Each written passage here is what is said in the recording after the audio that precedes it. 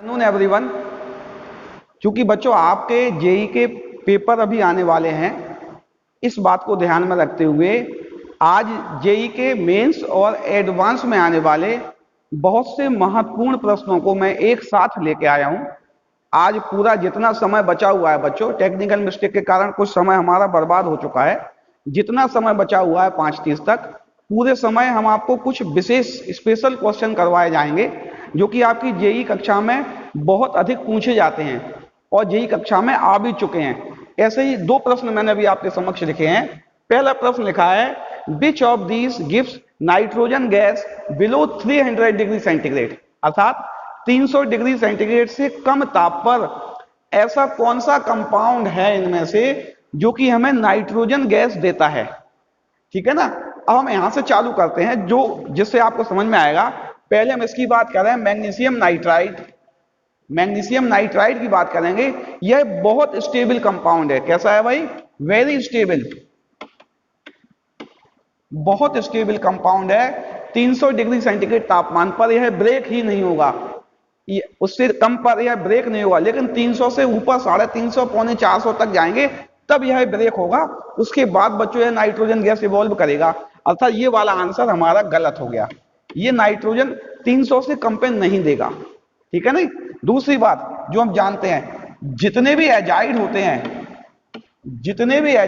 सबके लिए बात कर रहा हूं मैं ना, जितने भी एजाइड होते हैं वह 300 डिग्री सेंटीग्रेड से कम तापमान आते आते नाइट्रोजन गैस इवॉल्व करते ही करते हैं। अर्थात यह तो नाइट्रोजन देगा ही देगा, यह तो नाइट्रोजन देगा ही देगा।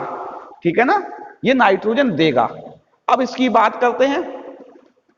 यहां जो अमोनियम ऑक्सलेट है, हमने इसकी रिएक्शन भी पढ़ी है बच्चों। अमोनियम ऑक्सलेट अपनी रासायनिक अभिक्रियाओं में गर्म करने पर नाइट्रोजन गैस इवॉल्व करता है और अमोनियम कार्बोनेट अपनी रासायनिक अभिक्रियाओं में नाइट्रस ऑक्साइड गैस देता है। क्या देता है बेटा? Nitrous oxide. यानी कि यह जो है बच्चों, यह N2O देगा और यह जो है यह N2 देगा। अर्थात इसमें आपके दो आंसर सही हैं। एक बी आंसर सही है बच्चों, एक सी आंसर सही है। आपके इसमें दो आंसर सही है। ठीक है ना। तो आपको दो चॉइस मिलेंगे उसमें, आप दोनों पे आंसर लगाना। ये दो आंसर गलत हैं आपके। ये क्वेश्चन आपको समझ में आ रहा है ना? क्लियर। दूसरा क्वेश्चन लिखा हुआ है, द इनकरेक्ट स्टेटमेंट्स आर। कौन सा स्टेटमेंट ऐसा है जो कि सही नहीं है, जो करेक्ट नहीं है? ऐसा कौन सा स्टेटमेंट है? आप देखें। पहला लिखा हुआ है, B2O5 is more basic then N2O5। इससे एसिडिटी और बेसिसिटी को बच्चों में देखने के लिए सबसे सिंपल बात मैं बताता हूं। जो मेटेलिक ऑक्साइड्स होते हैं, जो भी मेटेलिक ऑक्साइड्स होते हैं वह बेसिक होते हैं, पहली बात तो, सबसे पहली बात। और जो नॉन मेटेलिक ऑक्साइड्स होते हैं वह एसिडिक होते हैं। और अगर हम मेटल से नॉन मेटल की ओर जाएंगे तो बेसिक से एसिडिक नेचर की ओर जाएंगे हम ऑक्साइडों में। तो ये चूंकि मेटेलिक, ये Bi जो है ना, और यहां पे क्या लिखा हुआ N, Bi मेटल है। नाइट्रोजन फैमिली में नीचे जाने पर मेटेलिक कैरेक्टर बढ़ता है, तो Bi मेटेलिक ऑक्साइड है। अर्थात यह बेसिक होगा। यह क्या होगा? बेसिक नेचर का होगा। किससे? N2O5 से। अर्थात ये वाला स्टेटमेंट हमारा करेक्ट है। अभी हमें इनकरेक्ट देखना है, लेकिन यहां क्वेश्चन लिखा है इनकरेक्ट।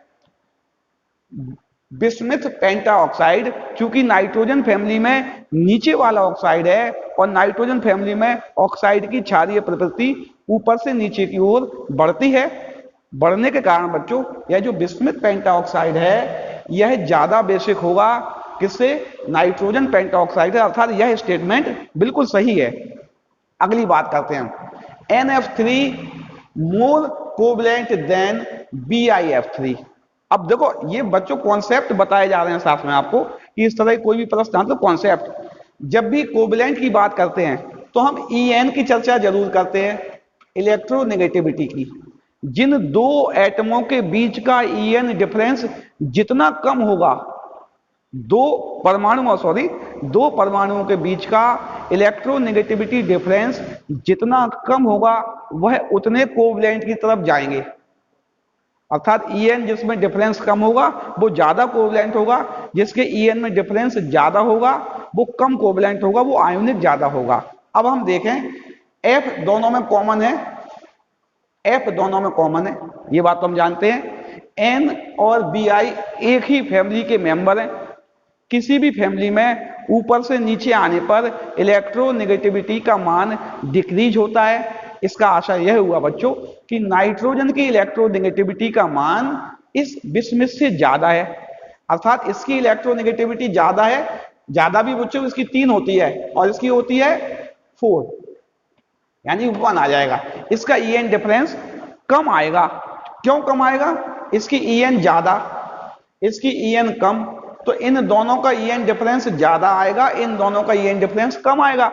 और जिसका EN डिफरेंस कम आता है वो ज्यादा कोवलेंट होता है। मैं आपसे पहले भी कह रहा हूं, कहा मैंने आपसे, मैं दोबारा कह रहा हूं, जिसकी इलेक्ट्रोनेगेटिविटी का डिफरेंस कम आता है वह ज्यादा कोवलेंट मॉलिक्यूल होता है। तो इसका EN डिफरेंस कम है, अर्थात ये ज्यादा कोवलेंट है। तो ये वाला आंसर भी हमारा सही है। अगला, ये तो बहुत सामान्य प्रश्न है। PH3 और NH3 की बात करेंगे। NH3 में एक स्पेशल कैरेक्टर हाइड्रोजन बॉन्डिंग होता है। क्या होता है? एक स्पेशल कैरेक्टर पाया जाता है जिसका नाम है हाइड्रोजन बॉन्डिंग। हाइड्रोजन बॉन्डिंग के कारण अमोनिया के बॉइलिंग पॉइंट अपने ही ग्रुप के अगले मेंबर फॉस्फीन से ज्यादा होते हैं। सामान्यतः बच्चों ऊपर से नीचे आने पर अणुभार बढ़ने के साथ साथ बॉइलिंग पॉइंट बढ़ते हैं, लेकिन अमोनिया में एक additional force of attraction hydrogen bonding होता है। इस हाइड्रोजन बॉन्डिंग के कारण इस अमोनिया का क्वथनांक PH3 से ज्यादा होता है, अर्थात PH3 का क्वथनांक कम होता है। तो लिखा हुआ है PH3 boil then lower temperature, boil lower temperature then ammonia. ये बात भी सही है, क्योंकि अमोनिया में हाइड्रोजन बॉन्डिंग होती है और हाइड्रोजन बॉन्डिंग के कारण इसके क्वथनांक ज्यादा होंगे ना। ये बात भी हमें समझ में आ रही है। अगली बात करें, NN bond stronger than PP bond. अब बच्चों ये 3 सही होगा तो ये तो गलत हो ही गया, ये बात तो पक्का है, ये गलत हो गया। लेकिन आपको इसका स्पष्टीकरण भी आना चाहिए। यह स्ट्रॉन्गर क्यों है? सामान्यतः सारे ग्रुप का, सभी ग्रुपों की बात कर रहा हूं, और मुख्यतः फर्स्ट सेकंड से लेकर 5th तक देखा जाता है, 5वें ग्रुप तक देखा जाता है, 6वां 7वां भी होता है, लेकिन मुख्यतः की बात कर रहा हूं मैं। सारे ग्रुप के जो दूसरे आवर्त के मेंबर होते हैं, जैसे कि पहले में लिथियम, दूसरे में बोरॉन, तीसरे में कार्बन, नाइट्रोजन, ऑक्सीजन, फ्लोरीन, ये जो मेंबर होते हैं जो सेकंड पीरियड्स के होते हैं, इनका आकार अपने समूह में अपेक्षाकृत ज्यादा छोटा होता है, इलेक्ट्रोनेगेटिविटी ज्यादा होती है, आयनन ऊर्जा ज्यादा होती है। इस कारण यह, इनमें डी ऑर्बिटल्स भी नहीं होते हैं, आउटर मोस्ट शेल में डी ऑर्बिटल्स भी नहीं होते हैं। इस कारण इनके जो कुछ व्यवहार हैं वो अपने समूह के अन्य तत्वों से भिन्न होते हैं। इसको बच्चों, इसको एनामोलस बिहेवियर भी बोलते हैं हम। तो नाइट्रोजन का एनामोलस बिहेवियर होता है। इस एनामोलस बिहेवियर के कारण ये जो बॉन्ड है थोड़ा वीक हो जाएगा, क्योंकि इसकी साइज छोटी होगी ना। जब ये बॉन्ड बनाने के लिए 2 इलेक्ट्रॉन पास पास आएंगे तो उसमें इंटर इलेक्ट्रॉनिक रिपल्सन भी एक्टिव रहेगा। और बच्चों जब इंटर इलेक्ट्रॉनिक रिपल्सन एक्टिव रहने के कारण इसका बॉन्ड थोड़ा वीक हो जाएगा। किससे? इससे। सामान्यतः तो ऊपर वाले का बॉन्ड स्ट्रांग होता है नीचे से, अगर PP लिखा है, P के नीचे जो आएगा उससे PP का बॉन्ड स्ट्रांग होगा। लेकिन इसका एक स्पेशल एडिशनल कैरेक्टर था एनामोलस बिहेवियर। उस बच्चों एनामोलस बिहेवियर के कारण इसका जो NN का बॉन्ड है वो थोड़ा वीक होगा। किससे? PP से। था ये वाला आंसर हमारा गलत है। तो अभी हमने आपको 2 क्वेश्चन समझाया ना बेटा, इन 2 क्वेश्चनों को आप नोट कर लो, अभी इनको नोट कर लो 2 क्वेश्चनों को।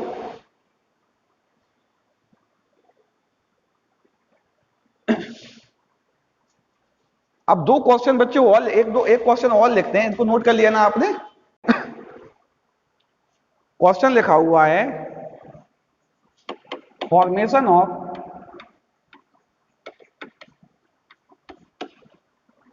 Formation of 1,2,3 trimethyl benzene, formation of trimethyl benzene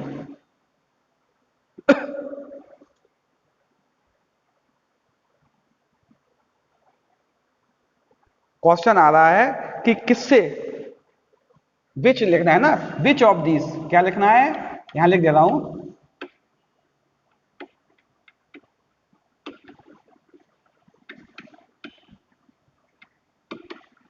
which of these reactions are formation of 1,2 trimethyl benzenes.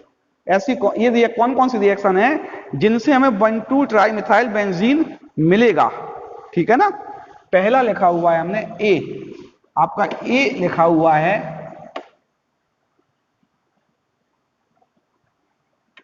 Double bond O, concentrate H2SO4।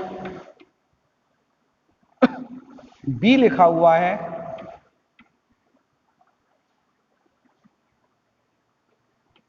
Me, C triple bond CH, और इसमें लिखा हुआ है red hot Fe tube, red hot Fe tube, और 873 kelvin temperature लिखा हुआ है। सी लिखा हुआ है बच्चों, सी लिखा हुआ है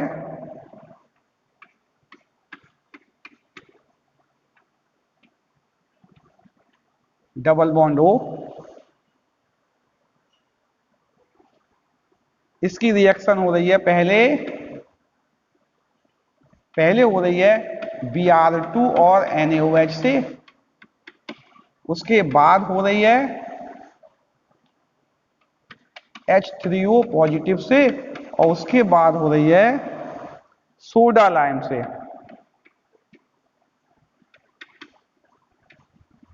किससे हो रही है उसके बाद? सोडा लाइम से हो रही है। और एक डी लिखा हुआ है CHO CHO CHO, और इसकी रिएक्शन लिखी हुई है ZnHg और HCl। क्वेश्चन आप नोट कर सकते हैं, क्वेश्चन को आप नोट कर लो, आप नोट करना चाहो इसको आप नोट कर सकते हैं क्वेश्चन को।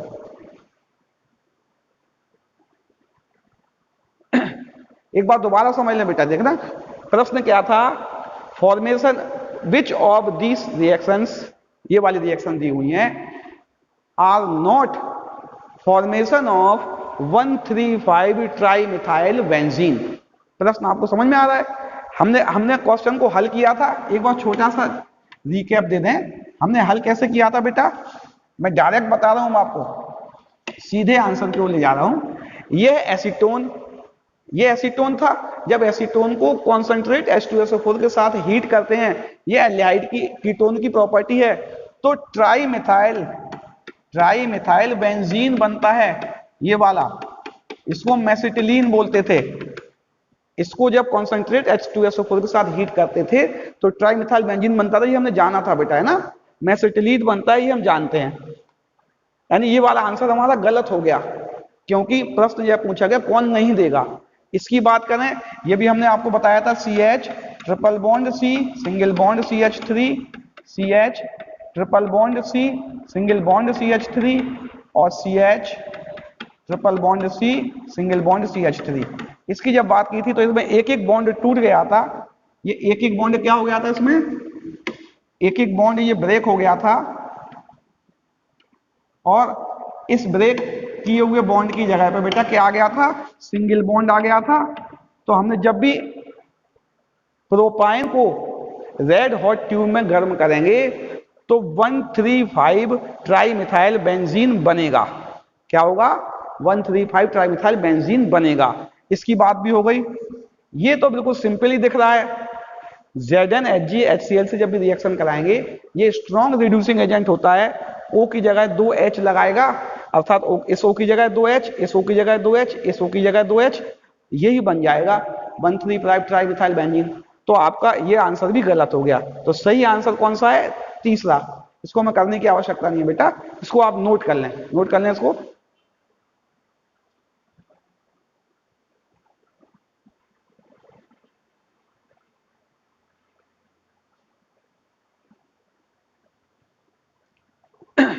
प्रश्न पूछा गया है, इनमें से कौन कौन डाई मैग्नेटिक है? कौन कौन डाई मैग्नेटिक है? होता क्या है बेटा, ये हम जान लें पहले। जब भी हम किसी का इलेक्ट्रॉनिक कॉन्फ़िगरेशन लिखते हैं अगर उसमें इस तरह से क्या आ जाए, अनपेयर्ड इलेक्ट्रॉन आ जाए, अनपेयर्ड इलेक्ट्रॉन आ जाए, तो वह पैरामैग्नेटिक होता है। कैसा होता है वह पैरामैग्नेटिक होता है। और उसमें अगर सारे इलेक्ट्रॉन पेयर्ड हों तो वह डाईमैग्नेटिक होता है। कैसा होता है, वह डाईमैग्नेटिक होता है। ये आपको याद रखना है। अब हमें केवल इसके लिए क्या करना है, इनका हमें इलेक्ट्रॉनिक कॉन्फ़िगरेशन आना चाहिए। अगर हमारा कॉम्प्लेक्स है तो सेंट्रल मेटल का आना चाहिए, मॉलिक्यूल है तो मॉलिक्यूल का मॉलिक्यूलर ऑर्बिटल थ्योरी हमने पढ़ी हुई है बेटा, है ना। चलिए हम करके देखते हैं। पहले H, अब हम इसको ध्यान रखना, इसको हम लिखेंगे P और इसको हम लिखेंगे D। डाईमैग्नेटिक को D लिखेंगे, पैरा को P लिखेंगे। H की बात करें, H का इलेक्ट्रॉनिक कॉन्फ़िगरेशन ये होता है, अर्थात यह हो गया पैरामैग्नेटिक। एक इलेक्ट्रॉन है, वह भी बच्चों अनपेयर्ड है, वह अनपेयर्ड है तो यह पैरामैग्नेटिक हो गया। नोट करना है एक मिनट बेटा। चलिए आ रहा है। दूसरी बात करें हम बात करें NO2 की। NO2, चलिए NO2 में देखें, इसका जब हम स्ट्रक्चर लिखते हैं N डबल बॉन्ड O और कोऑर्डिनेट O। हम जानते हैं बच्चों नाइट्रोजन की बाह्यतम कोश में टोटल मिला के 5 इलेक्ट्रॉन होते हैं। 2 इलेक्ट्रॉन यहां लगे हुए हैं, 2 इलेक्ट्रॉन यहां लगे हुए हैं, 1 इलेक्ट्रॉन इस पे बच गया, अर्थात इसमें ऑड इलेक्ट्रॉन है। क्या है इसमें एक ऑड इलेक्ट्रॉन है। और जो भी ऑड इलेक्ट्रॉन स्पीसीज होती हैं वो सभी पैरामैग्नेटिक होती हैं, अर्थात यह भी पैरामैग्नेटिक हो गया। 2 हमारे पैरामैग्नेटिक हो गए। तीसरी बात करें O2 die negative, O2 negative. हम जानते हैं O2 में बच्चों 16 इलेक्ट्रॉन होते हैं और O2 नेगेटिव में कुल मिला के हमारे 17 इलेक्ट्रॉन हो जाएंगे। अगर हम इसका मॉलिक्यूलर ऑर्बिटल थ्योरी के हिसाब से लिखें तो हम लिखते थे के 2 2 4 हुआ है ना, sigma 2s2 sigma anti bonding 2s2। ये हमने मॉलिक्यूलर ऑर्बिटल थ्योरी में जाना था कक्षा 11वीं में। पाई 2px पाई 2py इक्वल होते हैं ये, इसमें 4 सिग्मा 2pz इसमें 2 पाई एंटी बॉन्डिंग 2px पाई एंटी बॉन्डिंग 2py। इसमें बच्चों कितने इलेक्ट्रॉन आएंगे हम गिन लें। अब 17 थे, 2 और 2 4 और 2 6 और 2 8 4 12 और 2 14 है। इसमें कुल मिला के 3 इलेक्ट्रॉन आएंगे। कितने आएंगे बेटा? 3। और 2px 2py चूंकि 2 ऑर्बिटल हैं तो 2 ऑर्बिटल में जब 3 इलेक्ट्रॉन आएंगे तो हमारा एक इलेक्ट्रॉन जो होगा वह अनपेयर्ड होगा। और बच्चों जब यह इलेक्ट्रॉन हमारा अनपेयर्ड होगा तो यही भी कैसा होगा, यही भी पैरामैग्नेटिक प्रॉपर्टी होगी। अर्थात 3 हमारे पैरामैग्नेटिक हुआ, मैं वहां लिख दे रहा हूं मैं। 3 कौन कौन से हो गए हैं?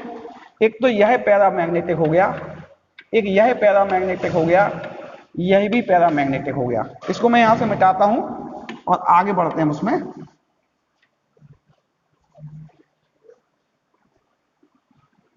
शुरुआत के 3 हमारे क्या हो गए हैं? 3 हमारे पैरामैग्नेटिक हो गए हैं। चलिए हम आगे बढ़ते हैं और अगले 2-3 करते हैं। ये लिखा हुआ है अमोनियम, लिखा है ना, अमोनियम टेट्रा क्लोराइडो फेरेट। इसमें जब हम ऑक्सीडेशन नंबर निकालेंगे तो सेकंड आएगा, निकालना आपको आता है, मैं आगे ज्यादा नहीं बता रहा हूं। इसमें जो Fe आएगा वह Fe सेकंड आएगा।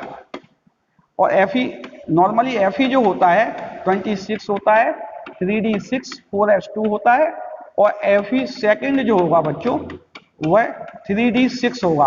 और जब 3d6 हम बनाएंगे तो 3d6 ये बनेगा, अर्थात 4 अनपेयर्ड इलेक्ट्रॉन है इसमें।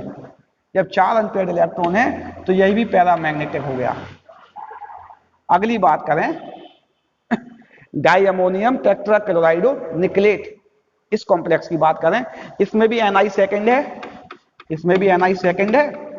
और Ni जो होता है बेटा 28 होता है और 3d8 4s2 होता है। और Ni सेकंड कितना हो जाएगा? 3d8 4s0 हो जाएगा। और 3d8 जब हम बनाएंगे बेटा, जब भी हम 3d8 बनाएंगे तो 3d8 कितना हो गया, 5 और 3 8, 2 इलेक्ट्रॉन इसमें भी अनपेयर्ड रहेंगे, अर्थात यह भी पैरामैग्नेटिक होगा। ये भी कैसा होगा, पैरामैग्नेटिक होगा। इसकी बात करें, ऑक्सीडेशन नंबर निकालें, 2 धन x माइनस 8 बराबर 0, x की वैल्यू 6 आएगी। 2 धन x माइनस 8 बराबर 0, x की वैल्यू 6 आएगी। mn जो होता है बच्चों, mn होता है 25, 3d5 4s2, 6 इलेक्ट्रॉन कम करना है, यानी कि 3d1 बचेगा, वो भी इलेक्ट्रॉन अनपेयर्ड रहेगा, अर्थात यही भी कैसा हो गया, यही भी पैरामैग्नेटिक हो गया। अरे ये तो सभी पैरामैग्नेटिक होगा बेटा, लास्ट बचा है, अब ये डाईमैग्नेटिक आना चाहिए। Cr जो होता है, Cr 24 होता है, 3d5 4s1 इसका इलेक्ट्रॉनिक कॉन्फ़िगरेशन होता है। इसमें Cr जो आएगा 2x माइनस 8, यानी कि आएगा +6, Cr आएगा +6, Cr सिक्स्थ जब आएगा तो 6 इलेक्ट्रॉन कम हो जाएंगे, अर्थात 3d0 बचेगा। और यहाँ पे 3d0 भी कैसा होता है, d में अगर एक भी इलेक्ट्रॉन नहीं हो तब भी वह डाईमैग्नेटिक होता है, अर्थात ये अकेला डाईमैग्नेटिक हो गया। प्रश्न था इनमें से कौन पैरा कौन डाई होगा, डाई अकेला पूछा गया था, तो डाई अकेला तो बच्चों शुरू से हमने हिसाब लगाया, अंत में जाके ये डाईमैग्नेटिक मिला, बहुत मेहनत लगा ली हमने ना, तब जाके ये आंसर मिला आपको। इसको नोट कर लो बेटा, इसको भी नोट कर लो।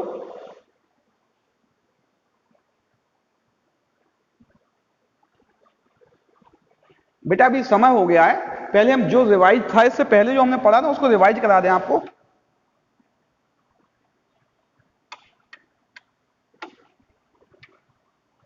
जो हमने आपको पढ़ाया है बेटा उसको देखा क्या हुआ।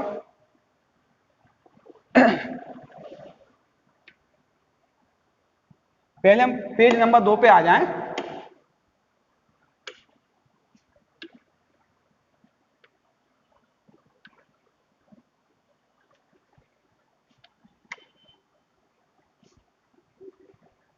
इसकी बात करें बेटा, ये हमने पहले से जान चुके थे, हम प्रश्न था विच of these gives nitrogen gas less than 300 temperature, हमने इसको जान लिया था बेटा अच्छे से, क्योंकि ये वाला जो है ये नाइट्रोजन देता है, एजाइड नाइट्रोजन देते ही देते हैं, 2 आंसर हो गए थे। ये स्टेबल कंपाउंड था, 300 से ज्यादा पे नाइट्रोजन देता था, ये हम जाना था। प्रश्न था the incorrect statements are, incorrect statements कौन सा था, ये वाला तो बेसिक होता है क्योंकि ये मेटल है, ये नॉन मेटल है, और मेटेलिक ऑक्साइड बेसिक होते हैं। दूसरा था इनकी इलेक्ट्रोनेगेटिविटी में डिफरेंस सबसे कम था इसलिए कोवलेंट होगा, यह भी सही था। तीसरा था pH3 में हाइड्रोजन बॉन्डिंग नहीं होती है इसलिए इसका बॉइलिंग पॉइंट लो होगा अमोनिया, ये भी सही था। तो ये गलत अपने आप हो गया क्योंकि नाइट्रोजन का एनामोलस बिहेवियर होता है, ये हमने जाना था बेटा, है ना। अगला क्वेश्चन हमने देखा था कि इसमें इसका आंसर बताना था, क्योंकि यह एक SN2 रिएक्शन थी, SN2 रिएक्शन में कॉन्फ़िगरेशन में इन्वर्सन होना था, सारे कॉन्फ़िगरेशन को हमने इन्वर्ट किया, इन्वर्ट करते करते हम अपने क्वेश्चन पर पहुंच गए, और क्वेश्चन पर पहुंचकर हमारा आंसर ये वाला निकला, ये भी हमने जाना था, ठीक है ना। तीसरे में हमने क्या जाना था, प्रश्न था, चलिए बेटा आप टाइम हो चुका, 5:30 बज गए, अगले कालांश में जब हम आएंगे इसी संबंधित और भी प्रश्न आपके समक्ष लेके आएंगे, और मैं आशा कर रहा हूं जितने भी 2-3 प्रश्न हुए हैं जिसमें कॉन्सेप्ट समझाए गए वो आपको समझ में आ रहे होंगे। अगले कालांश में हम फिर मिलते हैं बच्चों।